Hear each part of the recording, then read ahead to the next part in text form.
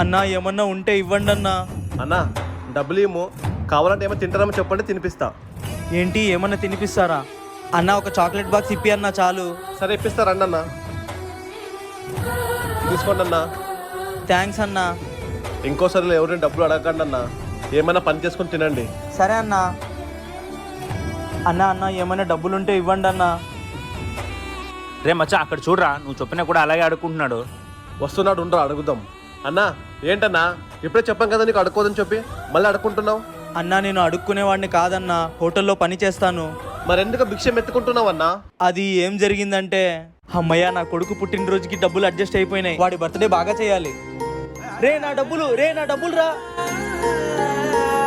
అన్నా ఈ డబ్బులు తీసుకోండి అన్నా, ఈ డబ్బులతో మీ కొడుకు బర్త్డే బాగా చేసుకోండి అన్నా, ఇంకా ఎవరిని డబ్బులు అడగకండి అన్నా. చాలా థ్యాంక్స్ అన్నా. వీడియో నచ్చితే లైక్ చేసి ఎలా ఉందో కామెంట్లో చెప్పండి.